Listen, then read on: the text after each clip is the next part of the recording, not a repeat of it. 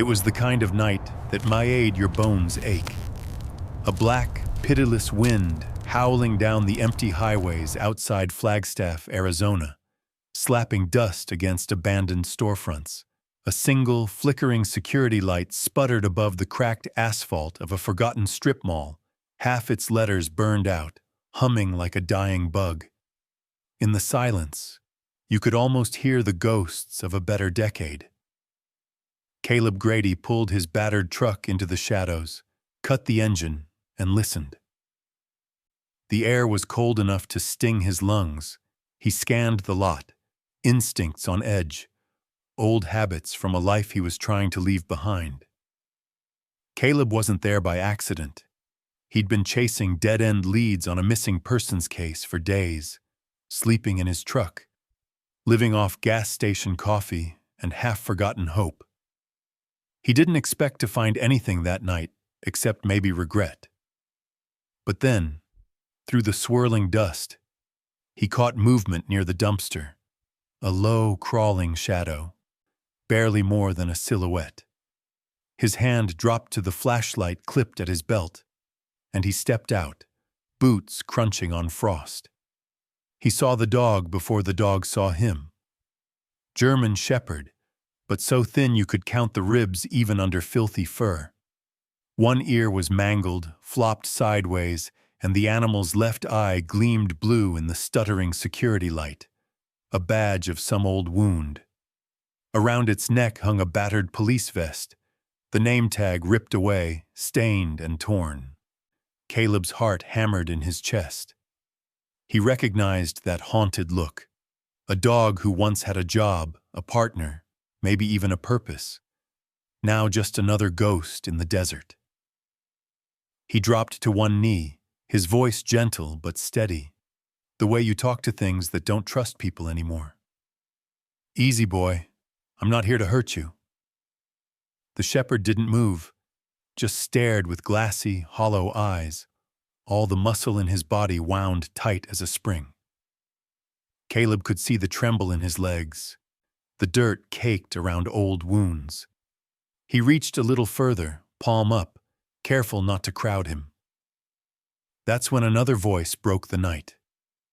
"Don't get too close. He's been through hell." From the shadows, a woman stepped out. Battered parka, bruised cheek, arms full of takeout containers. Her name was Doris, a local who fed the strays, walked the alleys at night. She moved slow, careful. Somebody tried to break him. Don't let them finish the job. Caleb nodded, heart twisting.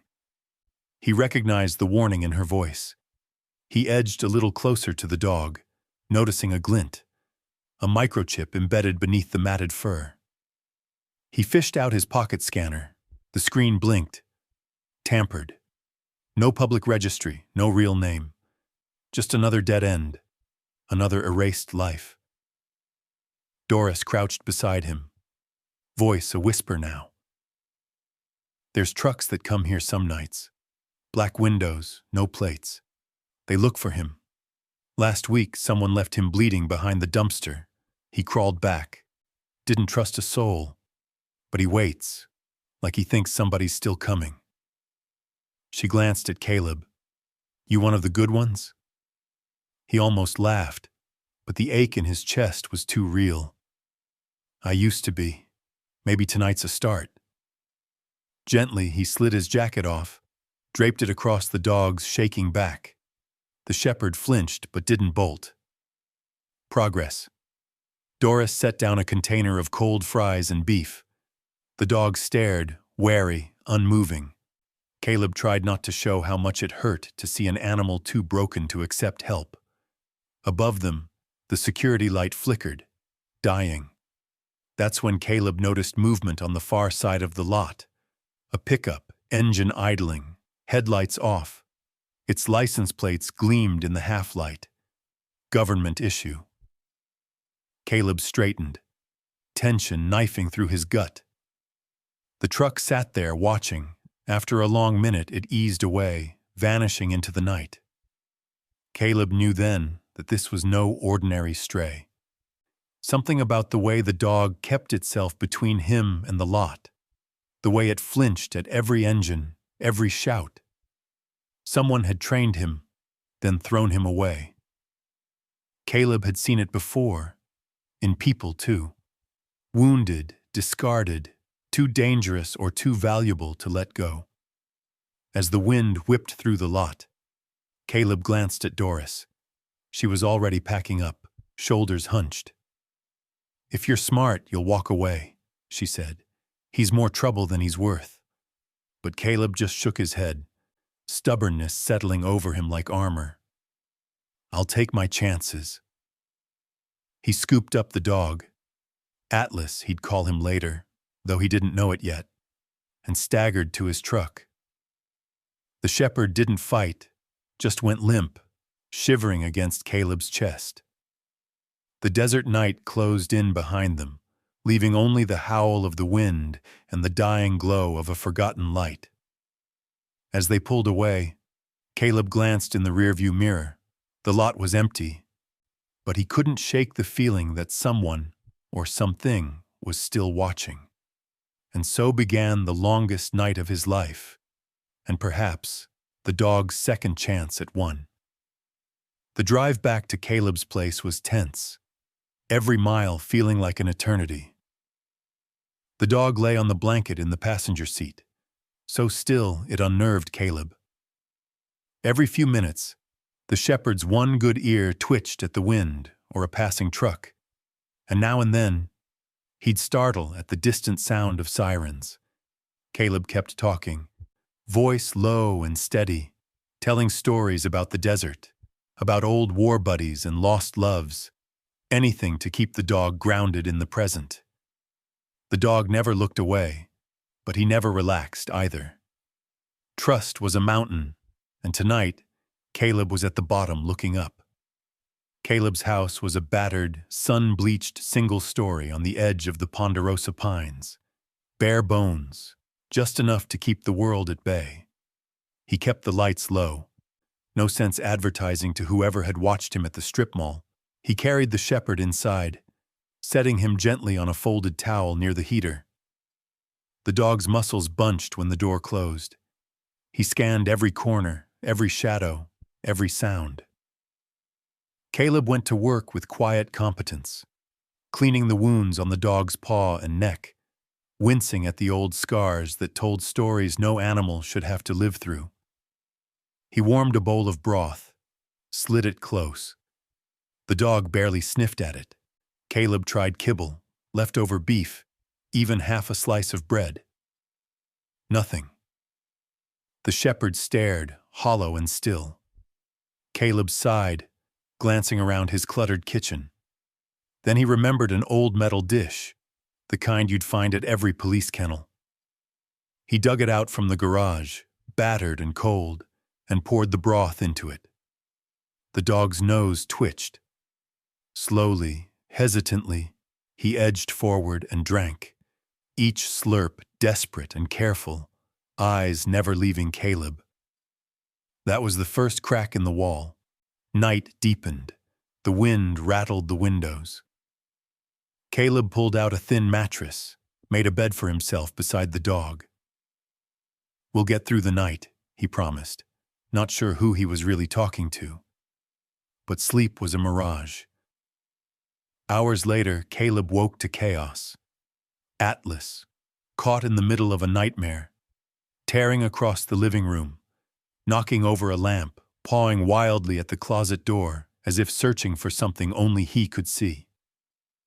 The dog's body was rigid, eyes wild with panic, every muscle firing like he was back on some invisible battlefield. Caleb spoke softly, kneeling, hands open and calm. "Easy, easy." The shepherd circled, barking once, a sharp, strangled sound, before crumpling against the closet, panting hard. Caleb slid to the floor, letting the dog come to him. After a minute, the shepherd crawled close enough to rest his head on Caleb's boot, trembling. Caleb sat there until the shaking stopped. By dawn, exhaustion weighed down every bone.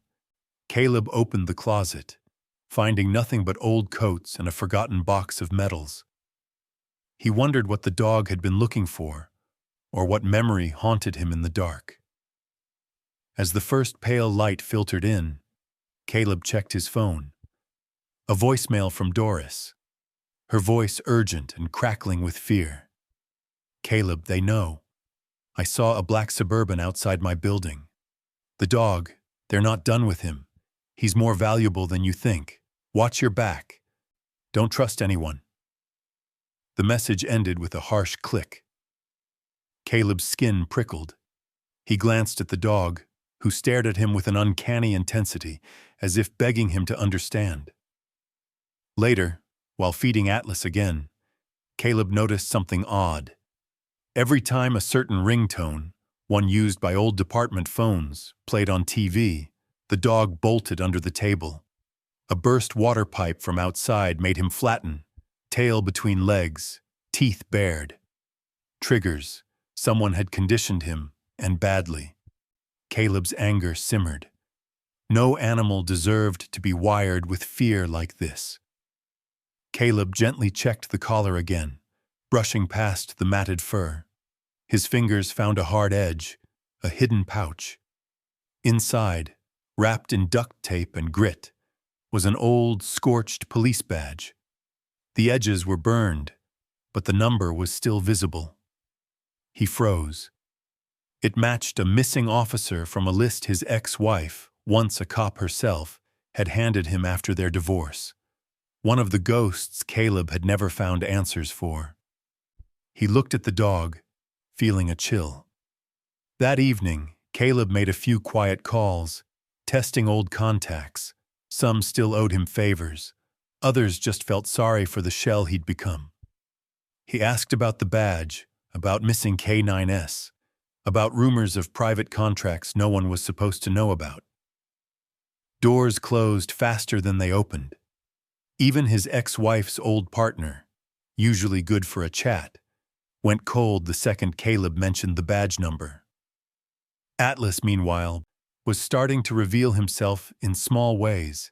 He ate only from the metal dish, always positioned himself between Caleb and the door, and refused to relax unless every window was covered. When the mailman came, Atlas went rigid, silent, eyes locked on the handle until the footsteps faded.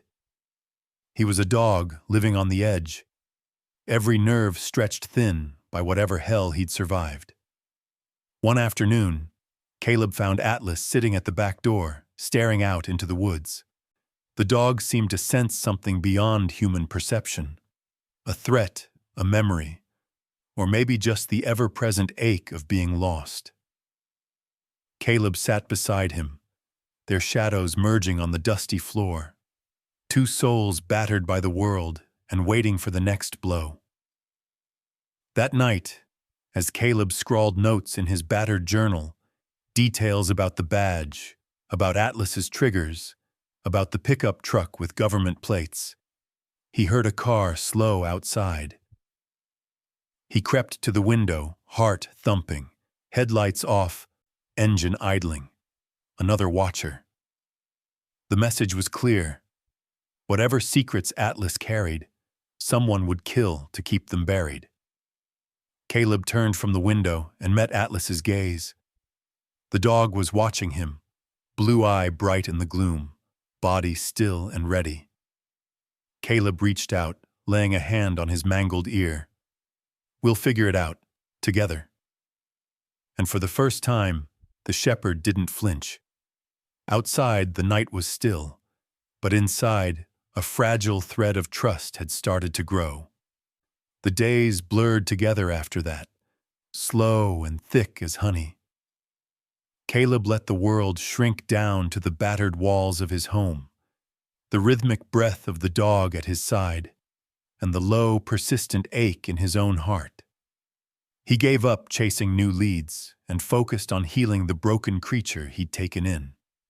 The Arizona sun burned away the frost, but inside, the air stayed cool and heavy, colored by the quiet presence of pain. Atlas, because by now, that's what Caleb called him, Slept a lot at first. His body needed it. He'd limp from one patch of sunlight to another, collapsing with a heavy sigh, eyes half closed but never fully at peace. Scars puckered his skin. A deep one ran the length of his rib cage, angry and pink beneath the fur. The mangled ear gave him a lopsided look, and his blue eye held the distance of a soldier who'd seen too much. Most mornings, Caleb would sit on the threadbare couch, reading old case files aloud. He wasn't sure why. Maybe it was for his own comfort. Maybe to fill the silence. Or maybe because Atlas would lie nearby, chin resting on Caleb's boots, eyes flicking with recognition at certain names or places. It felt like the only bridge they had. Sometimes Caleb would catch Atlas watching him with a look that bordered on hope. Sometimes it was only exhaustion. Trust built itself in the small, invisible moments. Atlas began to shadow Caleb from room to room, never in the way, but never far behind. In the kitchen, he'd settle by the door, eyes half-lidded but tracking Caleb's every move. When Caleb worked in his office, scribbling notes or thumbing through files, Atlas would curl beneath the desk, always positioning himself so he could see both the door and the windows. One morning, Caleb left the door open to test him. Atlas didn't bolt. Instead, he nosed the frame, circled back, and settled at Caleb's feet. It was a quiet, powerful kind of loyalty, but it wasn't all progress. Some nights, Atlas would whimper and twitch in his sleep, legs running against some invisible enemy. Sometimes he'd wake up barking, spinning in frantic circles until Caleb knelt beside him and whispered, "It's okay, buddy. You're safe." Atlas would press his weight against Caleb's side, shuddering, and after a while the trembling would fade. On one dawn walk, the air sharp with pine and promise, Caleb led Atlas down the quiet street. The town was barely waking up. The world felt empty, peaceful. A stranger in a hooded jacket passed on the far side of the road. Instantly, Atlas's body changed. His head lifted, eyes narrowed, muscles tense. He circled Caleb, placing himself between his new handler and the potential threat, stance protective, but silent. Only when the stranger disappeared did Atlas relax, looking up at Caleb as if to ask, "Did I do good?" Caleb scratched the dog's head, a lump rising in his throat. "Yeah, you did good." For a man who'd spent years feeling useless, the reassurance felt like a gift. Days passed like that. Caleb started paying closer attention to Atlas's quirks, how he would freeze when the phone rang, how he refused to go near the backyard shed, how he sometimes sniffed corners, as if searching for hidden doors. One rainy afternoon, out of curiosity, Caleb tried a phrase he'd heard military handlers use back in Iraq. He whispered it, almost embarrassed. "Platz." Atlas's ears flicked. He dropped to the ground in perfect obedience, eyes locked on Caleb, waiting for the next command. Caleb's heart jolted. He tried another. "Such." Instantly, Atlas began to search the room with methodical precision, nose to the floor, every movement crisp and professional. Atlas was no ordinary police dog. He'd been trained for more than sniffing out narcotics or chasing suspects. Someone had given him high-level, possibly military training, skills reserved for special cases, black ops, or the kinds of jobs that never made it into the reports. It raised more questions than answers, but it also explained the haunted look in his eyes, the violence of his nightmares. The routine of healing became its own kind of refuge. Caleb and Atlas would eat breakfast together, walk the back roads, and sit on the porch in the late afternoon sun, watching the light shift across the pines. Caleb found himself talking to Atlas the way you talk to someone who's seen you at your worst, about his ex-wife, the cases that still haunted him, the ache of being forgotten by the world. Sometimes when he couldn't sleep, he'd find Atlas watching him from across the room, eyes patient, never judging. It was the kind of companionship that didn't need words. One evening, as the sky bruised purple and gold, Caleb found a faded photograph wedged behind the old radiator, a picture of a police K9 and his handler. The dog in the photo had a scar on his left ear and one blue eye. The handler's face was blurred, but the badge number was visible. Caleb turned the photo over and found a date, nearly 6 years old. He tucked it into his journal, heart heavy with the weight of someone else's secrets. The world outside kept moving, oblivious to the slow miracle unfolding inside Caleb's walls. Bills piled up, the phone rang with new cases, and the mailbox filled with junk mail. But in that quiet pocket of the world, a broken man and a broken dog learned, slowly, painfully, that healing is not about forgetting, but about finding the courage to face the past and trust, just a little, in the future. And every night, before turning out the lights, Caleb would kneel beside Atlas and whisper, "You're safe here." Most nights, Atlas believed him. Some nights, that was enough. By the end of the second week, the patterns that haunted both Caleb and Atlas grew sharper. Nights were quieter, but a nervous tension clung to the house. Even the smallest disruption, a car backfiring, a flash of light, could snap the old wounds open. But now there was something different in Atlas, a growing resolve, as if the dog sensed the shape of a fight worth finishing. Caleb's mind churned with questions. The badge, the photograph, the government plates at the strip mall, Atlas's terrifying reactions to triggers most dogs would never know. Everything pointed to a story that went deeper than one wounded animal. It was time to chase answers, no matter how much it hurt. He started with Doris, the battered woman who fed the strays. Caleb tracked her down at a rundown laundromat on the edge of town. She was folding clothes, eyes darting to the windows, but she greeted him with a knowing nod. "You still have him?" she asked, voice low. "Yeah," Caleb replied, watching the dryer spin. "And he's got scars that match the ones nobody wants to talk about." Doris hesitated, then slid a slip of paper across the folding table. "I know a guy in animal control, owes me. He can get you into the back end of the city's records, maybe more." Her hands shook as she pulled her jacket tighter. "Just be careful, okay? I heard some of the men who come looking for those dogs don't care who gets hurt." That night, after a long walk under a waning moon, Caleb waited until the house was dark and quiet. He booted up his ancient laptop.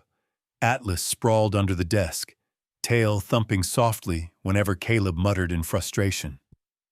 With Doris's contact, they hacked into databases most people didn't know existed. Animal control, police K9 units, old records nobody had updated in years. He used aliases, routed signals through proxies, but still felt watched with every keystroke. The results made his skin crawl. Over the last 3 years, dozens of decorated K9s had been retired from service in Phoenix and surrounding cities, far more than could be explained by normal turnover. Their official stories ended with phrases like rehomed, transferred, or lost. No follow-up, no adoption records, no evidence of happy endings. Caleb dug deeper and found most of these dogs' handlers had either retired, transferred, or in a few cases died under mysterious circumstances within months of their dogs' retirements. The web led to a company called Helix Security. Buried in city contracts and off-the-books transfers, Helix appeared whenever a police dog disappeared. Caleb's pulse quickened. Helix had the kind of connections you didn't buy with money alone: government contracts, NDAs, digital fingerprints wiped clean. But Atlas's microchip, tampered but not erased, offered a slender thread. He kept pulling. Atlas, always nearby, seemed to sense when Caleb hit a nerve. One afternoon, as rain hammered the windows, Atlas pawed at a battered manila folder on the bookshelf. Caleb grabbed it, startled. Inside were dusty contracts he'd kept from his years as a private investigator. Files from clients who'd mentioned missing pets, animal cruelty, even whispers of dog-fighting rings. Tucked inside, he found a faded photo. Atlas, in full military gear, standing beside 3 men in body armor. 2 of the men were crossed out in red pen, the third circled in blue. All of them were now missing or dead. A shiver passed through Caleb. He taped the photo to his wall, next to the police badge and the chewed photograph. Atlas stared at the images, then pressed his nose to the man in the blue circle, whining. Caleb flipped through more files, his mind racing. Who were these men? Why were the dogs disappearing? And why did Helix security keep showing up like a ghost at every dark intersection? Doris joined him a few nights later. She brought coffee, her hands trembling from nerves or cold, maybe both. They spread the files across the table. Doris pointed at a list of names. See that pattern? Every handler who tried to push for answers got stonewalled. Some disappeared. Some just quit. But I heard at least one lost everything. Job, pension, even family. Caleb's face hardened. What's Helix getting out of this? Doris's voice dropped to a whisper. Dogs like Atlas aren't just police tools. They're trained for things most cops aren't supposed to do. Surveillance, intimidation, maybe even worse. Black ops, off-the-books stuff. When their handlers move on, the company takes them. Sometimes they vanish for good. Sometimes. Her voice faltered. I don't know, but I saw men with guns take a van full of dogs from the city shelter last year. Nobody stopped them. Atlas shifted under the table, alert, as if he understood every word. Caleb felt fury coiling inside him, tight as wire. He printed out records, pieced together timelines, and started mapping disappearances. The same names came up again and again. Dog handlers, whistleblowers, and the men in the photo. It was a conspiracy, hidden in plain sight. Late one night, while Caleb sifted through files, Atlas pawed at the closet door. Caleb opened it, expecting nothing, but the dog nosed aside an old duffel bag and uncovered a flash drive taped to the bottom shelf. The label read, HS/private/do not copy. Hands shaking, Caleb plugged it into his laptop. The files inside were encrypted, but some were simple text. Supply lists, shipment logs, vague references to canine asset recovery. He also found encrypted video files labeled with dates and initials that matched those on the missing officer list. He couldn't unlock them yet, but just having the evidence felt like holding a live grenade. The more he uncovered, the more the world seemed to close in. Caleb scanned the windows, certain he saw movement in the trees. Atlas never relaxed, always standing between Caleb and the door, hackles up at the faintest sound. The threat was real now, not just memory, but through the tension and exhaustion, something else grew. Determination. Caleb had seen men like Helix before, hiding behind bureaucracy and red tape, using the law as a shield. But he also knew what happened when you dragged secrets into the daylight. Atlas lay at his feet, eyes watchful. Doris squeezed Caleb's shoulder before leaving, her voice barely more than a breath. Don't let them get away with it. Caleb nodded, jaw tight. He stared at the wall of evidence, the photo of Atlas with the missing men, the names of vanished dogs and broken handlers. He wasn't sure what the next step was, but he knew he wasn't running anymore. The system had failed them. Now, it was time to turn the hunt around. The rain wouldn't quit. For 3 days, the clouds pressed down over Flagstaff, turning the pines to silhouettes and the air heavy as a wet coat. In Caleb's house, the world shrank even further, a tight, tense refuge, every shadow carrying the weight of secrets. Caleb slept with his boots on, pistol tucked under the couch.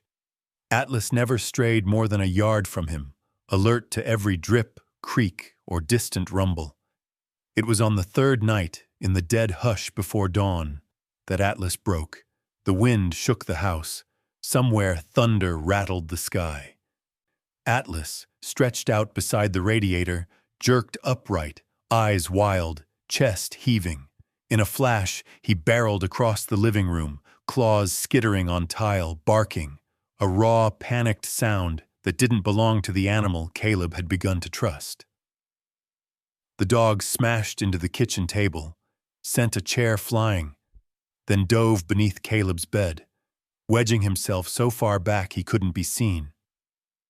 Caleb's heart hammered. He'd seen combat stress, in people and animals both, but nothing like this. He knelt beside the bed, pressing his palm to the floor. "Atlas, it's okay, buddy." The words fell uselessly in the darkness. Thunder cracked again.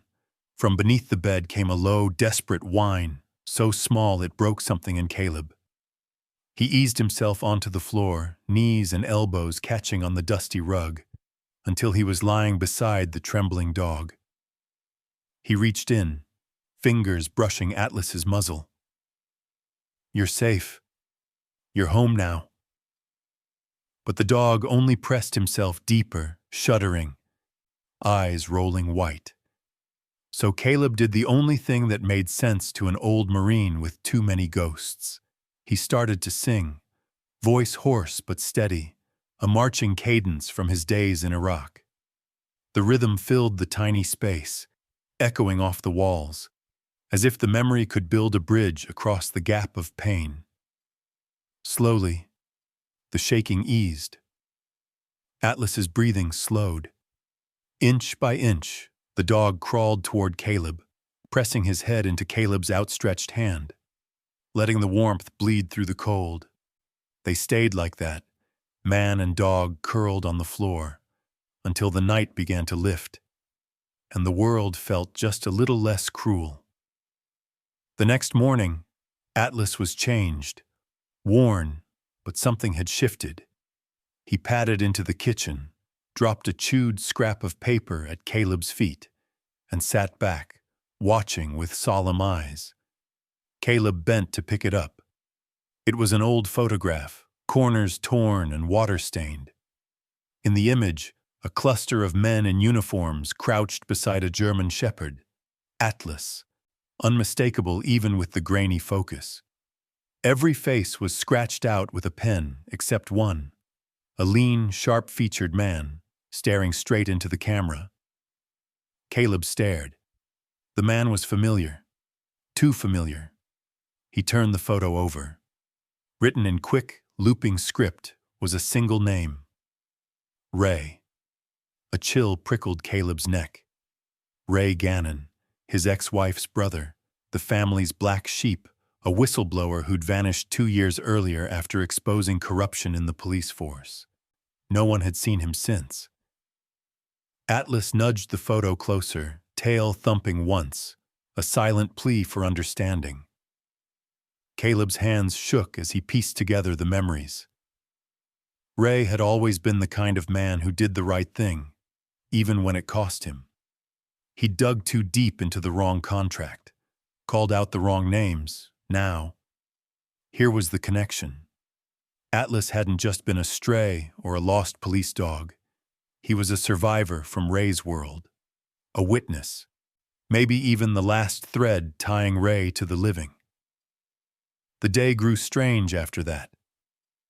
Caleb tried to keep the routine: meals, short walks, hours spent piecing through files and news clippings. But he felt watched, as if every curtain hid a pair of eyes. Even Doris had gone silent. Her phone rang without answer. Once, as dusk pressed against the windows, a white van idled down the street. Engine sputtering, Caleb took down the plate, but he already knew it wouldn't be in any registry. Atlas grew restless too. He patrolled the house, nose to the floor, circling the closets and the back door. When a neighbor's dog barked, Atlas bristled, body angled to protect the front windows. He was waiting for a signal or a threat, or perhaps a familiar face that would never return. That evening, after dinner, Caleb sat on the porch, rubbing the badge and thinking of Ray. Atlas sprawled at his feet, head on Caleb's boot, blue eye half closed but always watching. Caleb thumbed through his journal, writing the details down, connecting the dots. Ray, Helix Security, missing dogs, black ops contracts, and a German shepherd who bore more scars than one life could explain. After dark, a sharp knock shattered the quiet. Caleb reached for his pistol, heart pounding. But it was only an envelope, no sender, just the word "enough" written in block letters. Inside was a single photograph. Atlas in a kennel, chained and bloody, with a date stamped on the back, 2 months after Ray had vanished. Caleb gritted his teeth, rage simmering. Whoever had sent this wasn't finished. The message was clear: stay quiet, or the past would swallow him too. That night, as rain hammered the roof, Caleb lay awake beside Atlas. He ran his fingers through the dog's fur, whispering promises he wasn't sure he could keep. "We're going to find him, buddy, and we're going to make them pay." Atlas licked Caleb's hand, a wordless vow exchanged in the dark. In the silence, something new began to bloom. Not hope exactly, but the stubborn refusal to let go. Caleb had lost too much already. He wouldn't lose Atlas, not now, not when the truth was finally within reach. Outside, the storm raged on, but inside, man and dog waited, side by side, for the dawn and whatever it might bring. There's a different kind of silence after a storm, as if the world's holding its breath before something breaks. Caleb felt it on his skin that morning, a static in the air as he sipped his coffee and scanned headlines for news about Ray or Helix Security. Atlas sat at the sliding glass door, watching the yard with that soldier's patience, tail flicking whenever a car rumbled past. But the neighborhood wasn't the same. The old woman across the street, usually tending her flowers, was nowhere to be seen. 2 unfamiliar cars appeared and disappeared throughout the day, neither of them locals. Drones, barely bigger than birds, zipped overhead at odd hours, their faint buzzing blending with the song of cicadas. Caleb noticed everything. Old habits never die. Midday, Doris's number lit up on his phone, but when he answered, there was only static, then a short, gasping breath before the call dropped. He tried again. Voicemail. He left a message anyway. "Call me back. Whatever's going on, I'm not running." But a sick feeling grew in his gut. By evening, Doris was still missing. Caleb tried her apartment. The lock was busted, the place ransacked, drawers dumped, photos ripped, the faint smell of cigarette smoke clinging to the walls. He looked for signs: blood, struggle, a note, but found nothing except a scrap of paper under the kitchen table. "They're watching you. Trust no one." Caleb pocketed it, heart heavy. Back at home, the sense of being watched thickened. Atlas was agitated, stalking from room to room, sniffing every door and window. Just after midnight, the dog began to bark, a harsh, urgent sound, then dug frantically at the base of an old oak tree behind the house. Caleb ran outside, pistol drawn, scanning the dark. He knelt where Atlas was pawing and found a plastic-wrapped bundle, muddy but dry inside. It was a USB drive, taped shut, the word proof scrawled in permanent marker.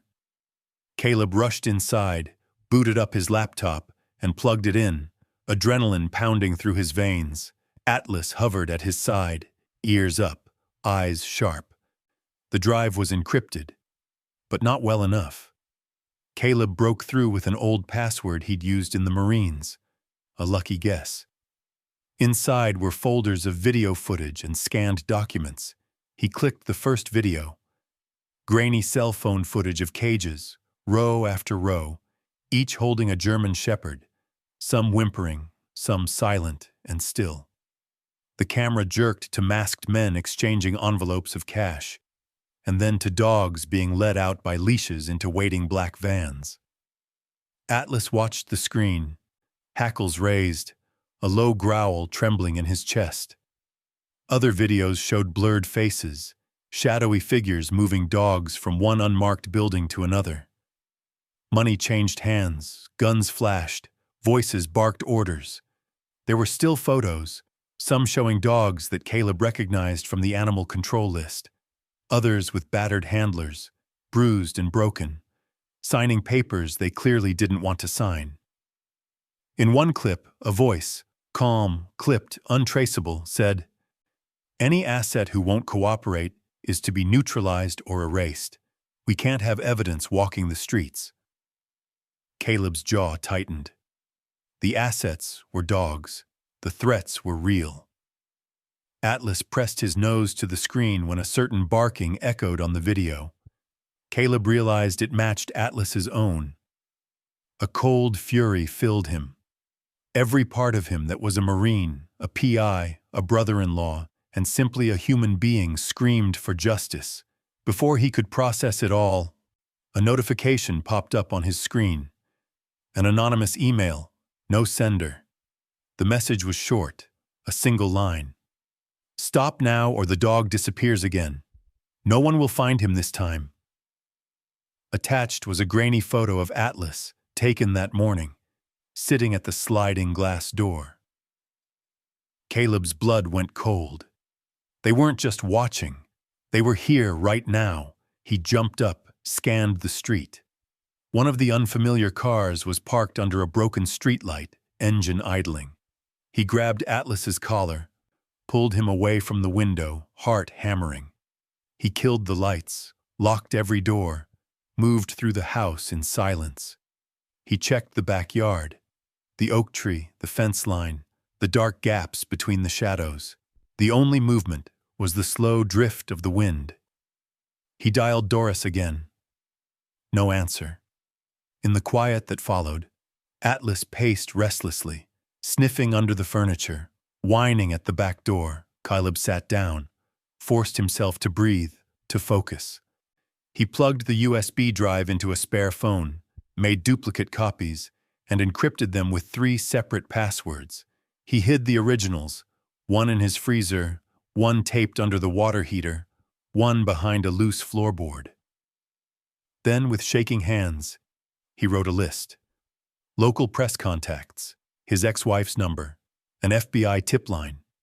He drafted an email with everything, video files, photos, notes, attached and ready to send if anything happened to him. Atlas curled beside him, finally settling, his body pressed tight to Caleb's leg, as if to say, "Whatever comes next, we're facing it together." The night stretched on, thick with dread. Caleb couldn't sleep, so he sat by the window, pistol on his lap, eyes searching the darkness. Atlas lay at his feet, breathing slow, eyes fixed on the door. The game had changed. It wasn't just about healing anymore. It was about survival and about justice, not just for Atlas, but for all the voiceless ones caught in the crossfire.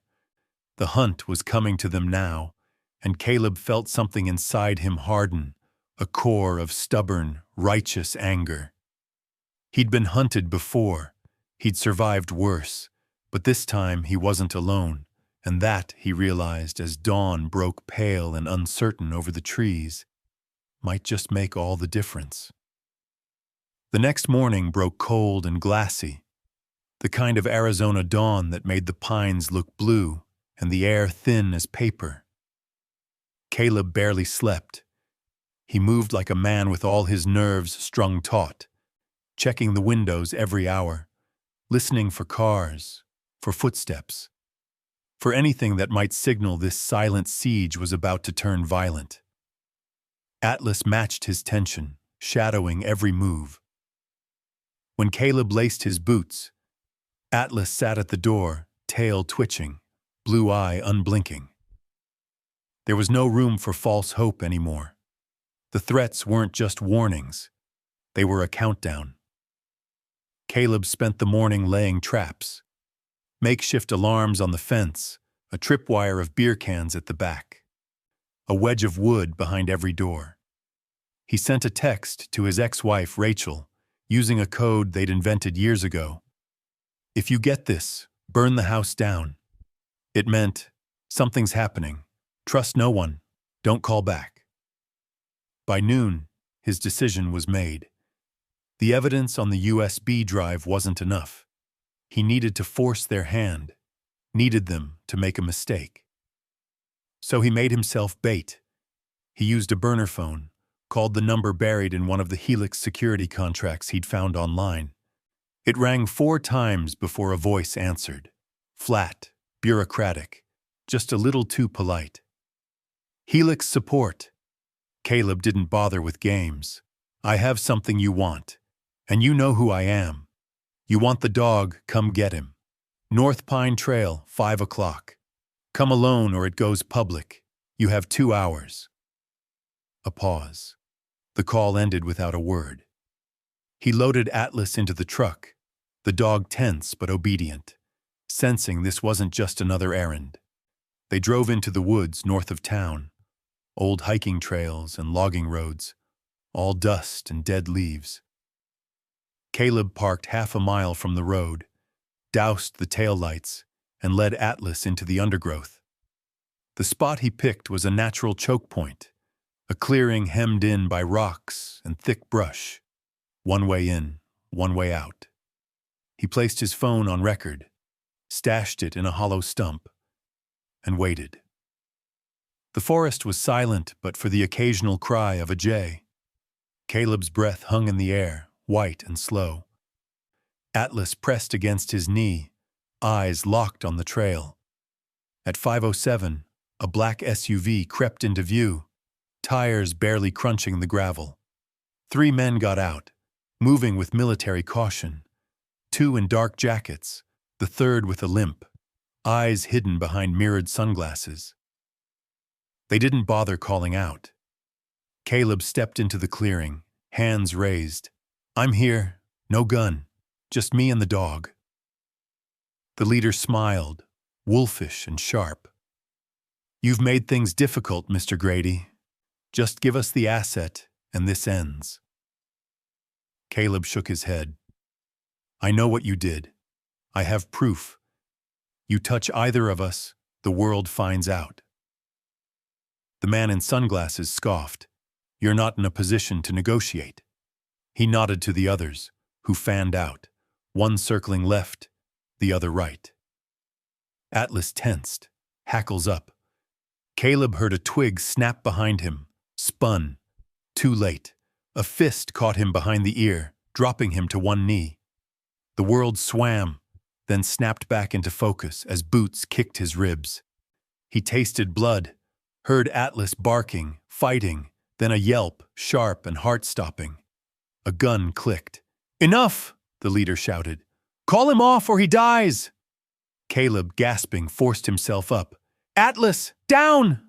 The dog froze, eyes wild, body coiled for attack, but he obeyed, sinking to the ground with a growl rumbling deep in his chest. The third man knelt beside Caleb, yanked his head back by the hair. "Where's the evidence?" Caleb spat blood, jaw clenched. "It's not here. Hurt the dog and you'll never find it." The leader cocked his pistol, aiming it at Atlas. "Last chance. Give us the drive or say goodbye." For a split second, everything stilled. Then from the woods, a distant engine revved. Caleb's trap. He'd set a second phone to play recorded sirens and radio chatter. The men hesitated, looking back. That was all the opening Atlas needed.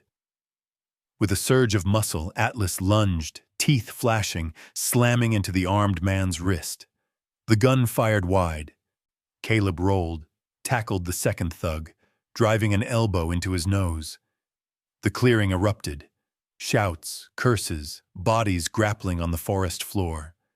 Atlas fought like a demon, jaws locked on the first attacker's arm. Caleb, battered but alive, scrambled for the pistol, knocking it away. The leader, bleeding, scrambled to his feet and pulled a second weapon. Caleb hurled a rock, clipping the man's temple, just as Atlas tore free and leapt. Together, man and dog forced the attackers back, their desperation making them reckless. The third man tried to run. Atlas shot after him, tackling him into the brush. The leader staggered, gun raised. Then the siren recording started up again, echoing through the pines. The attackers, panicked, bolted for the SUV. One fired a shot over his shoulder, but Atlas herded Caleb behind a rock, shielded by his own battered body. After a few tense minutes, the SUV tore out of the woods, leaving tire tracks and blood on the gravel. Silence returned, broken only by Atlas's heavy panting and Caleb's ragged breaths. Caleb slumped against a tree, cradling his side. Atlas limped over, blood spattered but unbroken, tail wagging weakly. Caleb hugged him, burying his face in the dog's rough fur. "You saved me," he whispered. Atlas licked the salt from Caleb's cheek. When his hands stopped shaking, Caleb retrieved the recording phone from the stump. The helmet cam on one attacker, knocked off in the chaos, was left behind, still blinking red. Caleb picked it up, heart pounding. He checked the footage. Everything was there. The ambush, the threats, the gun. Atlas defending him. Proof of the cruelty, the cover-up, and the heroism no one would be able to deny. As dusk fell over the pines, Caleb and Atlas limped out of the forest together, bloodied but unbroken, holding the truth that would finally set them, and so many others, free. They limped out of the pines at dusk, battered and aching but alive, the evidence heavy in Caleb's jacket and the taste of blood still sharp in his mouth. Atlas walked close, every step careful, body pressed to Caleb's thigh as if guarding him from ghosts and memories alike. In that failing blue light, the world seemed briefly silent, like the eye of a storm. Caleb's mind raced as they reached the truck. Every second counted now. They'd survived the ambush, and they had more than stories. They had hard evidence. A helmet cam still blinking with everything. The threats, the faces, the gunshots. Atlas's desperate defense, a trove of files on the USB drive. He checked the rearview mirror, heart pounding, eyes sharp for taillights or shadows moving where they shouldn't. He drove straight to his ex-wife Rachel's apartment on the edge of town. The years had changed her. A streak of silver in her hair, lines deepened at her eyes. But she opened the door, saw the blood and dirt on Caleb's face, and pulled him and Atlas inside without a word. They locked every bolt and shut every blind. Rachel listened, hands trembling, as Caleb laid out the pieces. The missing K9S, Helix Securities contracts, Doris's disappearance, the threats, and the attack in the woods. When he handed her the helmet cam and USB drive, she wasted no time. She was a reporter now, and she still knew how to move fast. Within the hour, she'd fired off encrypted files to contacts at the FBI, local press, and a national investigative podcast. She posted a statement on her professional social media, tagging every watchdog group and law enforcement outlet she trusted. "We go public, Caleb," she said, voice tight. "No more shadows. They come for us now. It'll be front page everywhere. Atlas settled under her desk as she worked, never taking his eyes off the door. Caleb watched him, saw the deep weariness, but also the flicker of hope that had been absent for so long. By morning, the story was everywhere. Rachel's video package ran on local news, her voice shaking as she described a conspiracy that spanned years, swallowing up loyal dogs and brave handlers. Clips from the helmet cam aired on TV, masked men, orders barked, Atlas leaping to defend, Caleb's battered face, proof that neither animal nor man was safe, and that some wounds never healed. The community erupted. At first it was a trickle, calls from local veterans, dog trainers, former police handlers. They wanted to help. Then the flood came. Activists demanding an investigation, school kids writing signs for Atlas and the forgotten heroes. Outside Rachel's apartment, people gathered, leaving dog biscuits, flowers, handwritten notes. A local church organized a prayer vigil. The animal shelter offered free checkups for every retired service dog in the county. But the backlash was just as swift. Helix Security's lawyers sent cease and desist orders. Caleb's old PI license was flagged for review. Anonymous numbers called day and night. Threats laced with venom. Rachel's editor told her to lay low, and even the FBI seemed slow to act, tangled in red tape and chain of command. Caleb felt the world closing in, but he held his ground.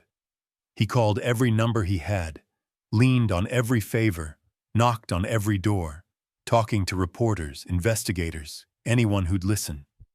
He didn't care about his own name. All that mattered now was justice for Atlas, for Ray, and for the dozens of voiceless animals lost to Helix's machine. Atlas became a symbol.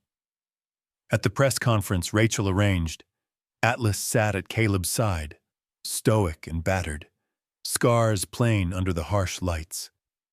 Children lined the sidewalk outside, holding signs that read, "Not just a dog, he's a hero." One reporter asked, "What would you say to the people responsible?" Caleb paused, met the camera's gaze and said, "You can't erase loyalty. You can't erase the truth. We're not stopping." The public outrage worked. Within days, the authorities moved. Arrests swept through Helix's local offices and several city departments. Footage ran on national TV. Executives in cuffs, agents hiding their faces, stacks of files carted out of warehouses. News vans lined the street. The names of the missing handlers, Ray among them, finally made the broadcast crawl. Amid all this, Doris reappeared. She'd been hiding out, scared for her life, but she returned to thank Caleb and Atlas. She held Atlas's face in her hands, tears in her eyes, whispering, "You did it, boy. You made them see." Yet, even in victory, the cost was clear. Caleb watched Atlas sleep under Rachel's desk, twitching in his dreams, and wondered if justice was enough to heal wounds that deep. He thought of Ray, still missing, of the families who'd never get answers, of all the others lost in the system's cracks. But the city changed, if only for a moment. Strangers stopped Caleb on the street to shake his hand. Local businesses donated money to start a fund for retired service dogs. Rachel's story was picked up by national networks, sparking debate in Congress about animal rights, law enforcement oversight, and the value of loyalty. For the first time, Caleb allowed himself to hope. Not for erasing the past, but for building something better from the ruins. He stood on the steps of City Hall as a local official read out a proclamation honoring Atlas and all service animals who fought, suffered, and served, and deserved far better than silence. Atlas stood tall beside him, head high, blue eye shining. The truth, once unleashed, could not be caged again. The weeks that followed moved in a haze of headlines, legal wrangling, and a quiet, uncertain peace. For Caleb and Atlas, life slowed but never quite stilled. The house, once a bunker, softened into something that felt almost like a home. Some nights Caleb still reached for the pistol out of habit, but most evenings he found himself at his desk, journal open, Atlas dozing with his chin across Caleb's boots, a living weight that meant he wasn't alone. The world outside raged on. The Helix security scandal had exploded. Arrests, resignations, congressional hearings, a media storm. Rachel's byline was everywhere, and Atlas's photo, battered but proud, appeared on magazine covers and news sites. Every time Caleb caught a glimpse, he felt a sharp, bittersweet pride. But in the quiet spaces, over morning coffee, during slow walks beneath the ponderosa pines, the deeper currents of the story became clear. This was more than justice. It was about healing. Caleb saw it in small moments. Atlas, once so hyper-vigilant he barely slept, now curled beside him, snoring. When a delivery truck rattled past, Atlas no longer bolted for cover, but watched with a measured, almost skeptical calm. Sometimes in the stillness, Caleb caught the dog studying him, as if they were both learning how to exist without fear. For Caleb, the change was equally subtle. The guilt he'd carried, about Ray, about old failures, about lives lost in the gray, eased its grip. He spent less time looking back and more time living inside each day.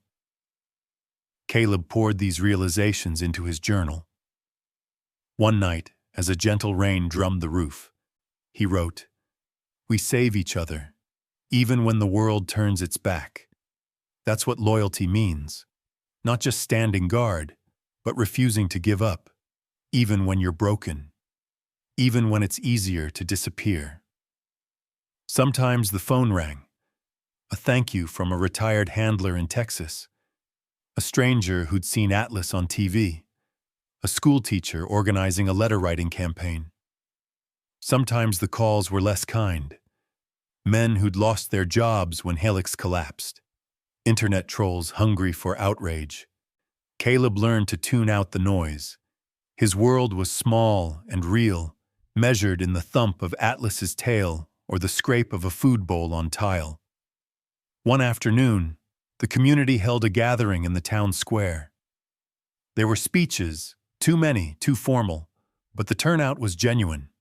Families with old service dogs, kids with homemade banners, veterans in worn-out uniforms. Doris, finally safe, stood beside Caleb and Atlas. She wore a new jacket and a shy smile, pressing her hand to Atlas's head as he soaked up the attention, stoic but unmistakably pleased. At the edge of the crowd, an old friend of Ray's pressed a letter into Caleb's hand.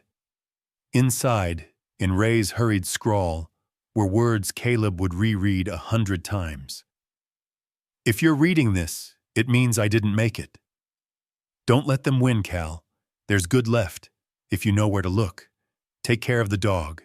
He's more than a partner. He's family." Caleb blinked hard, the words blurring as Atlas nuzzled his side. In that moment, the loss hit fresh, but so did the gratitude. Even without answers, Ray had sent one last piece of hope. The media slowly lost interest, moving on to the next crisis. But for those at the story's heart, the lessons stayed. Doris organized a petition for a new local law. Retired K-9S would be protected, their welfare tracked, and a small fund established for medical care and adoption. Caleb found himself on the committee, surprised to discover he still believed in change. On quiet nights, as Atlas sprawled in a patch of moonlight, Caleb would speak softly, letting the dog's steady breathing answer the silence. "We made it, old friend," he'd say. "Not because we're heroes, because we didn't quit." The core lesson, Caleb realized, wasn't about exposing a conspiracy or getting revenge. It was about ordinary loyalty, the small, stubborn acts that pull you back from the edge. He saw it in Atlas's devotion, in Doris's courage, in Rachel's relentless pursuit of truth. He saw it in the faces of strangers who rallied for dogs they'd never meet. For Caleb, healing meant more than peace. It meant living with the scars, refusing to let them define you. It meant standing up when no one else would, and risking comfort for the voiceless. Atlas's journey was a warning about how easy it is to lose sight of what matters, but also a beacon.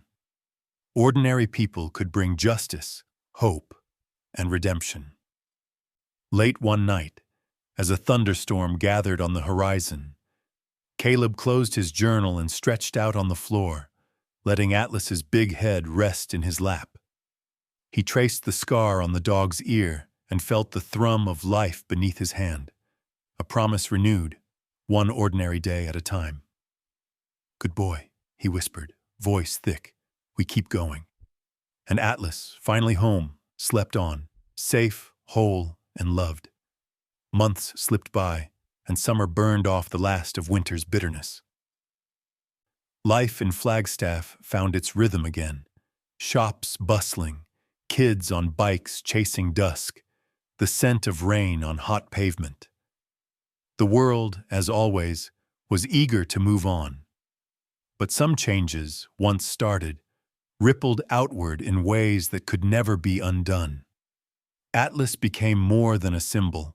He became a story people told their children, a living reminder that loyalty could shake even the darkest institutions. For Caleb, each day began with the small routines that now felt sacred. Brewing coffee as Atlas stretched by the window, answering the morning's letters, many from strangers, some from families reunited with retired K-9S rescued in the Helix investigation. On a bright Saturday, Caleb and Atlas drove across town for a memorial service unlike any the city had ever seen. The county park was transformed, banners strung between trees, chairs set in rows, a makeshift stage covered with American flags and children's drawings. Hundreds gathered, dog handlers, officers, families, animal rights volunteers, and those just moved by the story. It was a day for the lost and the found. The centerpiece was a long wall of framed photos, service dogs from across the state, some grizzled and gray, some lost to violence or neglect, some standing beside smiling children they'd helped protect. Atlas's photo hung in the center, his scarred ear and piercing blue eye rendered in a child's watercolor. The image was more than a likeness. It was a badge of survival. School children, dressed in little uniforms, approached Atlas shyly, offering him a hand-painted medal strung on blue ribbon. Atlas sat regal and still as Doris, back from her ordeal, knelt beside him, whispering, "Thank you, hero." Caleb watched the moment, chest tight with pride and a bittersweet ache, as the ceremony unfolded. Families shared stories of dogs lost and saved, handlers who'd gone missing, and those who'd fought to right the wrongs. The mayor gave a speech about the true cost of courage. A police captain wept openly as he recalled the day he thought his partner would be put down, only to be reunited months later because of Caleb's work. The air was thick with the knowledge that justice sometimes comes too late, but also with hope that it would come for others. When Caleb was asked to speak, he stood awkwardly at the podium, Atlas at his side, the crowd quieting in the morning sun. He glanced at Doris, at Rachel with her notepad, at the dozens of handlers holding their dogs' leashes with pride. He took a breath, voice rough from emotion. "We owe them more than medals," he said. "We owe them justice and a place to belong. These animals gave everything, and too often we let them down. But today, we show what's possible when we refuse to look away." He stepped back, letting the applause wash over him, eyes stinging with gratitude. The ripples spread farther than Caleb ever expected. Rachel's articles and the case evidence were cited in congressional hearings. New legislation passed, establishing national protections for retired service animals, funding for medical care, and regulations making it harder for private companies to disappear dogs for profit. Helix Security's downfall sent a message. Silence would not protect the guilty anymore. At the local level, Flagstaff built a new shelter for retired K-9S and established a program pairing them with veterans and trauma survivors, two groups who knew what it meant to be broken and to heal. Atlas, the program's founding dog, became a fixture at the center, greeting new arrivals with calm authority, showing that every scar could become a story of survival. Caleb's own healing mirrored Atlas's. The nightmares faded, replaced by quiet dreams of hiking under the pines, evenings on the porch, laughter shared with Rachel and Doris, old wounds acknowledged but not allowed to rule the day. He started volunteering, helping other dogs, sometimes other people, learn that they too could begin again. For a while, the press kept calling. Atlas's story was made into a documentary. The city named a dog park in his honor. People visited Flagstaff just to catch a glimpse of the one blue-eyed shepherd who wouldn't give up. But for Caleb, the legacy was something quieter, a sense of belonging, of having finally paid back the debt of loyalty that haunted him for so long. One late afternoon, as the sun dipped gold behind the mountains, a parade wound through the town square. Families, police handlers, dozens of dogs, old and young, each with a ribbon or medal. Caleb walked at the front, Atlas beside him, their steps in perfect unison. Doris carried a banner that read, "No more forgotten heroes." The crowd cheered, some wept. Others simply stood and watched, bearing witness. At the edge of the park, Caleb knelt to look Atlas in the eye, scratching his scarred ear. "You did it, old friend. You made them see." Atlas, with all his years and all his pain, lifted his head and nudged Caleb's hand, as if to say, "We did this together." That night, Caleb sat on the porch, the air fragrant with pine and summer rain. He watched Atlas sleeping in a patch of fading light, surrounded by mementos, medals, letters, photographs, and the simple comfort of a world changed for the better. He knew that the fight wasn't over. There would always be another broken animal, another soul in need. But for now, Atlas's story stood as proof. Even the most forgotten could become the start of something new. And as the last colors of the day bled into darkness, Caleb understood the most important lesson Atlas had given him. Justice, loyalty, and the healing power of ordinary acts weren't just ideals. They were choices, made over and over until they became a life. Under the sunset, Atlas led a procession of rescued dogs, each scarred, each loved, into a future where no hero, on four legs or two, would ever be left behind again.